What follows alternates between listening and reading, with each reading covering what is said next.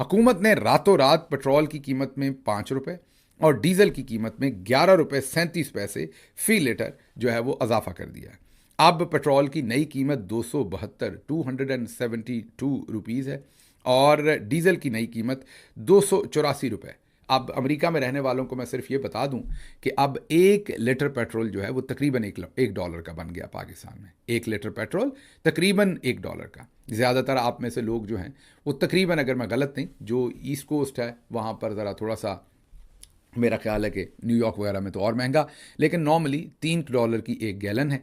और अगर आप टेक्सास और उन साइडों पे जाएं तो कई जगहों के ऊपर, या कैलिफोर्निया या और कई जगहों के ऊपर गैस और भी सस्ती होती है, जो मुल्क का वस्ती हिस्सा है, तो तकरीबन $2 में भी गैलन मिल जाती है। तो मतलब अमेरिका से भी दुगनी कीमत के ऊपर तकरीबन दुगनी कीमत पर पाकिस्तान में पेट्रोल और डीजल बिक रहा है। मतलब अमेरिका में जो आप पैसा देते हैं, पाकिस्तान में उससे दुगना पैसा देके उतना पेट्रोल या डीजल आपको लेना पड़ता है। ये रुकन कौमी असम्बली जमशेद दस्ती जाली तालीमी असनाद पर नाअहल करार।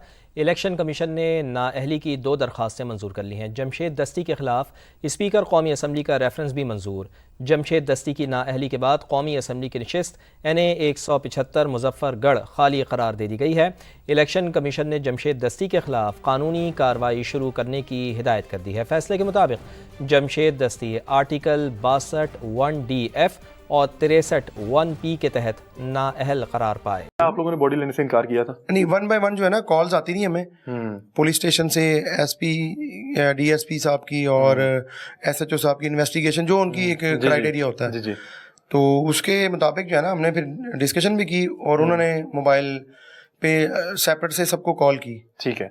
नहीं, मैं ये पूछ रहा हूँ कि ये खबर चलती रही कि हुमैरा असगर के वालिद ने बॉडी लेने से इनकार कर दिया, क्या आप लोगों की जानिब से इनकार किया गया था? जी, एक्चुअली जब कॉल हुई ना तो अब्बू का मोबाइल, और मैं अपने रूम में ही थे, तो अब्बू के नंबर पे कॉल आई। अब्बू ने कहा देखो कौन है, तो मैंने रिसीव की कॉल, तो उन्होंने इंट्रोडक्शन करवाया भी हम वहाँ से पुलिस स्टेशन से बात कर रहे हैं। ठीक है। तो असगर अली साहब है। मैं कहा जी मैं उनका बेटा बात कर रहा हूँ, वो करीब ही बैठे हैं।